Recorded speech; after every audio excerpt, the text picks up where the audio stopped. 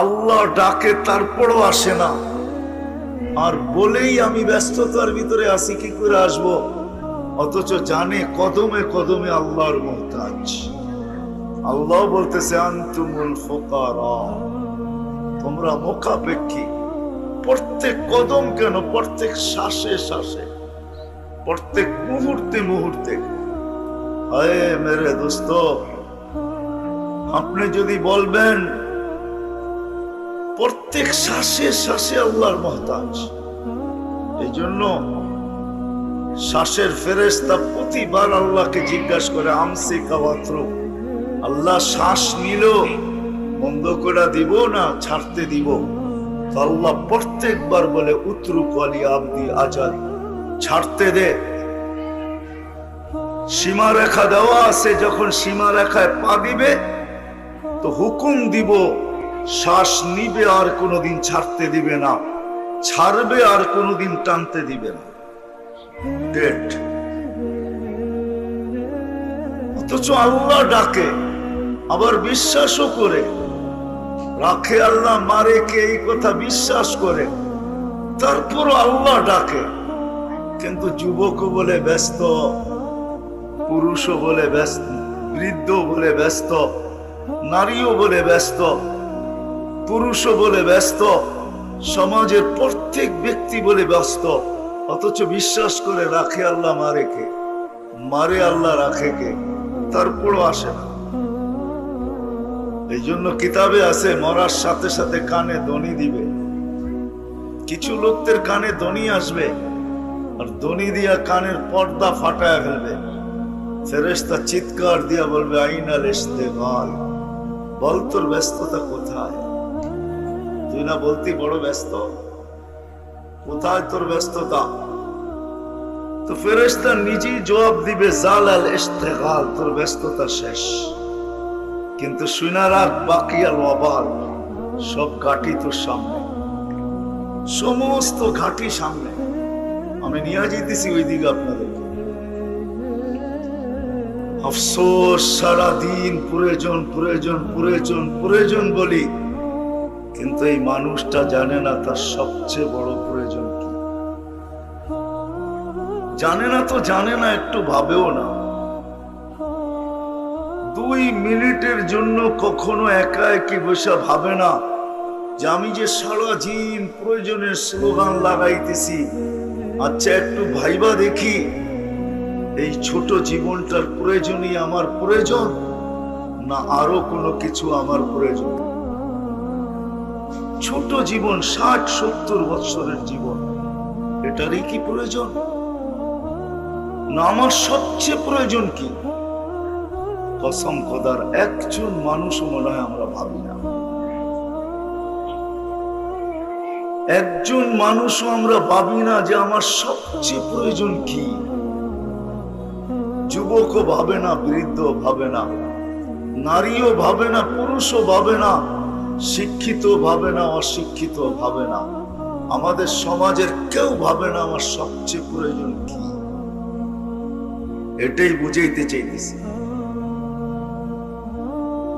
সবচেয়ে প্রয়োজন কি, কোন জিনিস আমার সবচেয়ে বেশি প্রয়োজন, কোনটা আমার জীবনে সবচেয়ে বেশি দরকার, সবচেয়ে বেশি প্রয়োজন। আজকে তো বলি দরকার দরকার, প্রয়োজন প্রয়োজন প্রয়োজন, কিন্তু ভাবলাম না সবচেয়ে বড় প্রয়োজন কি। বিবেক তো আল্লাহ সবাইকেই দিলেন, শুধু পাগলকে দেন নাই তো কলমও উঠে আনিছেন। রুফিয়াল কালাম আন সালাত মজনু হাত্তা ইয়াবরা, পাগল থেকে আল্লাহ কলম উঠে আনিছেন। কেননা ওকে বিবেক বুদ্ধি আল্লাহ দেন নাই, সে পাগল বিদায় কলম তার থেকে উঠানো। আমাদের কারো থেকে তো কলম উঠানো না, আমরা তো কেউ পাগল না। আমাদেরকে তো আল্লাহ বিবেক দিছেন, বুদ্ধি দিছেন, বিদ্যা দিছেন, সবকিছু দিছেন। আমাদের তো ভাবা দরকার ছিল যে আমার সবচেয়ে প্রয়োজন কি, সবচেয়ে কোন জিনিসটা প্রয়োজন। আজকের প্রয়োজনই সবচেয়ে বড় প্রয়োজন, না কোন জিনিসের প্রয়োজন? এই জন্যই কোরআন বুঝাইতে চাইতেছে কদ্দামাত লিগাত, মানুষ, তোর বাবা দরকার ছিল ইয়া আইয়ুহাল্লাযীনা আমানুত্তাকুল্লাহ ওয়াল তানজুর নাফসুন মা কদ্দামাত লিগাদ। বাবা উচিত ছিল যে আজকের প্রয়োজন নিয়ে আমি এতটুকু মাথা ঘামাইতেছি, কালকে আমার প্রয়োজন কি, কালকে কি প্রয়োজন,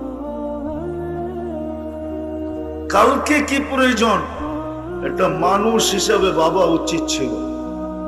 কারণও বলতেছি আমি কেন জানেন? দুটা জিনিস মানুষের কপালে আর কারো কপালে আল্লাহ লেখেন না। মানুষের সাথে আরেকটা সম্প্রদায়ের যোগ করা যায়, কিন্তু ওদেরকে তো চোখে দেখি না, না দেখার কারণে যোগ করতে চাইতেছি না। যেদিন থেকে দেখব ওদিন থেকে ওদেরকেও যোগ করব। বিদায় মানুষ দেখতেছি, বিদায় মানুষেরটাই বলতেছি। দুটা জিনিস মানুষের কপালেই লেখা। এই মানুষই চিরদিনের জন্য সফল হবে, না হয় চিরদিনের অসফল।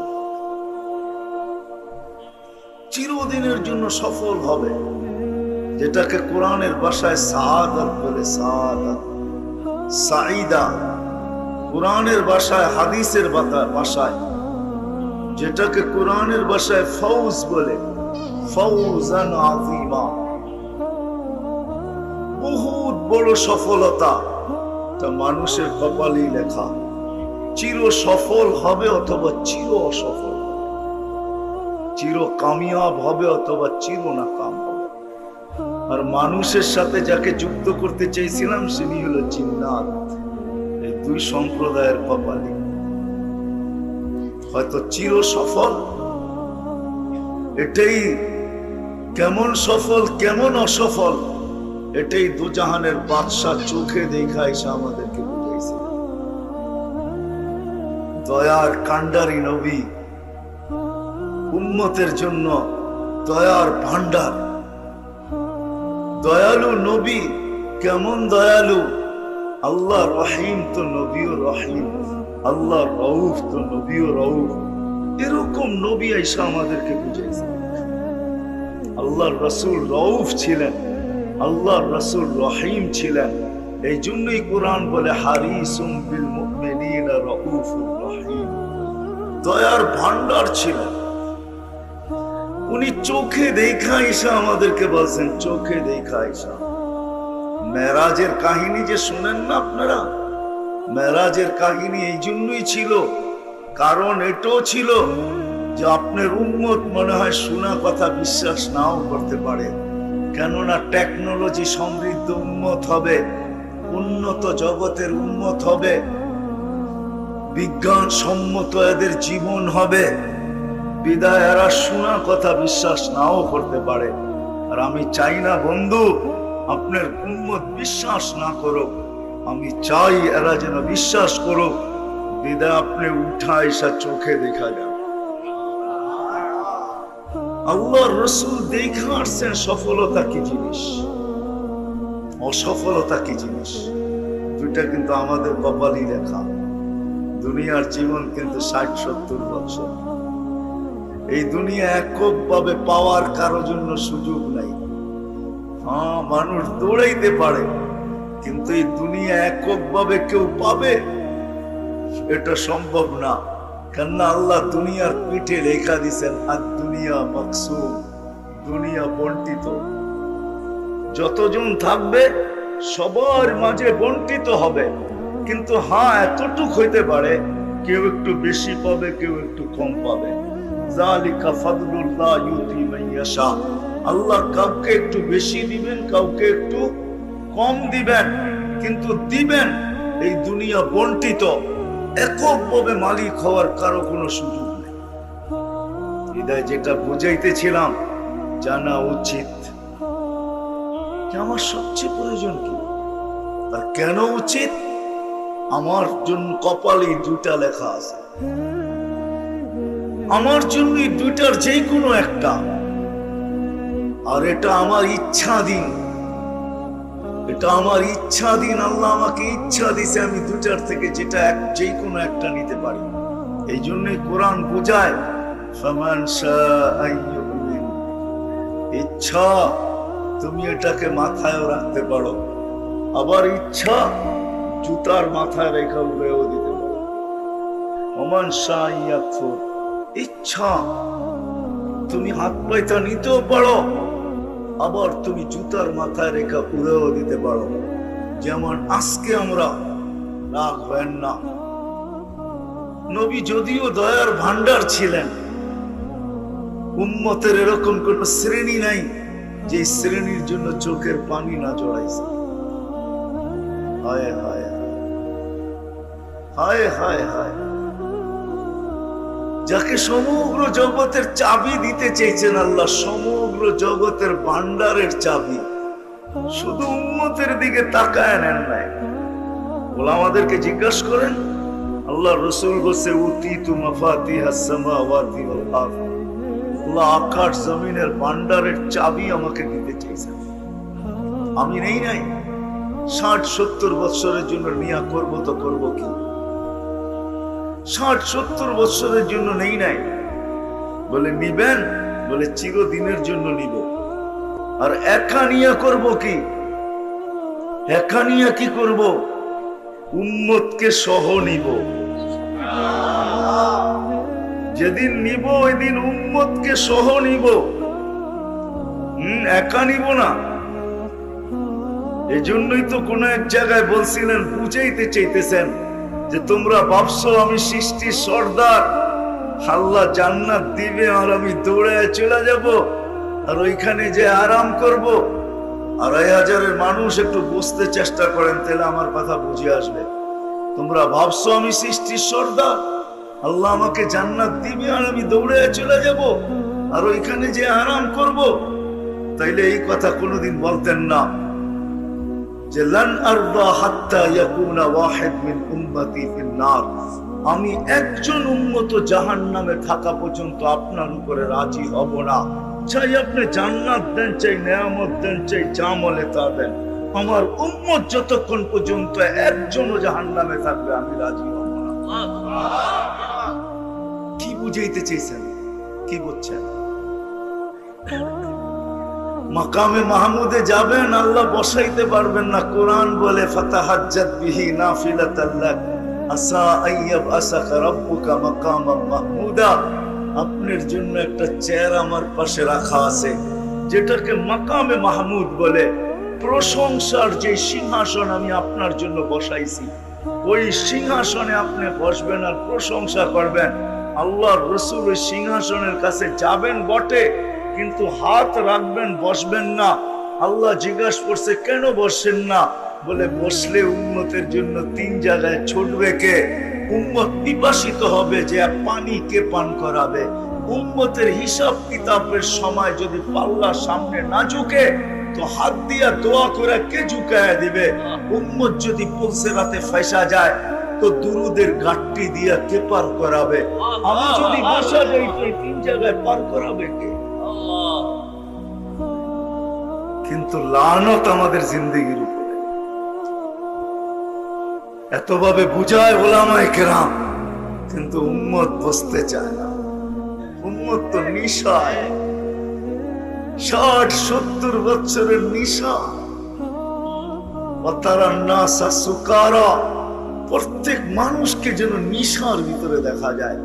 60-70 বছর না, ও যুবক, তোর যৌবন থাকবে তো থাকবে কতদিন? বল, কতদিন থাকবে বলেন?